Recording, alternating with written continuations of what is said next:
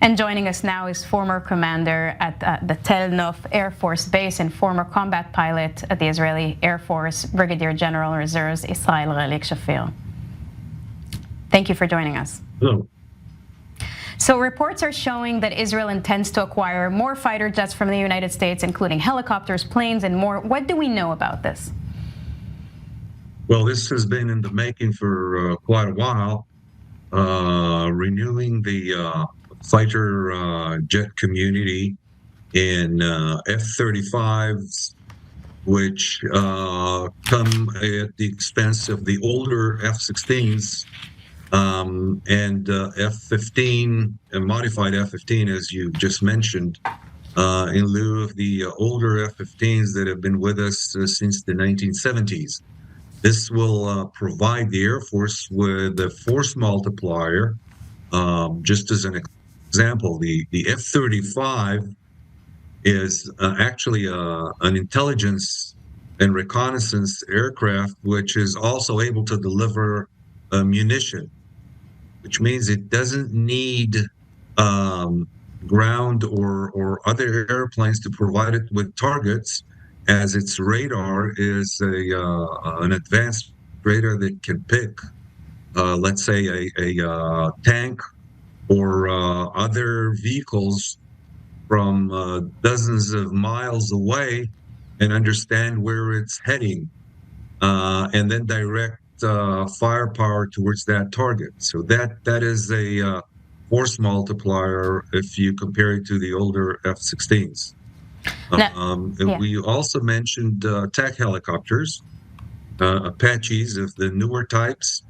I think it is quite clear after October 7th that there needs to be a quick response attack helicopter for local invasions such as we saw, that can quickly get there, understand what's going on, and just imagine if we had more helicopters ready and I would say focused on this type of an attack, we could have saved a lot of lives and trouble on October 7th. So this is where the Israeli Air Force is facing, as well as some tankers that we can go into that as well. Now, you're speaking of October 7th, the atrocities. How much is the strategy of Israel's aerial defense now impacted by October 7th? And will there be changes to its military readiness? I think, at least as far as the attack helicopters are concerned, which can give an answer to local invasions such as we saw, not only from Gaza, but but also from the northern border, as well in the Golan Heights. One of the points that should be made is that in low overcasts of weather, fighter jets cannot get their own information and their own intelligence, and attack helicopters can. They just hover at low altitude, can scan the area and understand where they need to be active. And I think the tactics will change in that a lot more freedom will be given to the attack helicopters to understand and make decisions on the borderline, something that we will have learned from October 7th. So at least as far as that is concerned.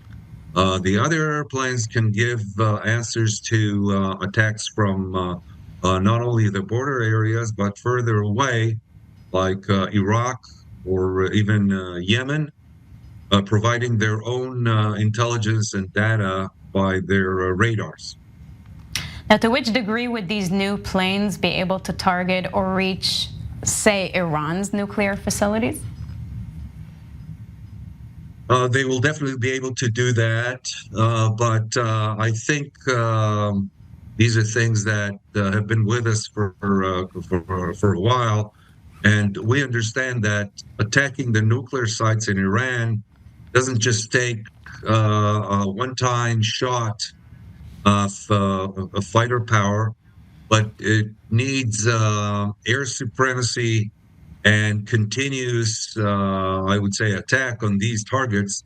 And the Iranian nuclear program has 33 sites at least and is well bunkered, so it needs a continuous control over the sky for several weeks, which is at this time only can only be done by the U.S. Air Force, which also has bombers with bunker busters that can't be carried on fighters. It needs bombers such as the B-1 and B-2 types.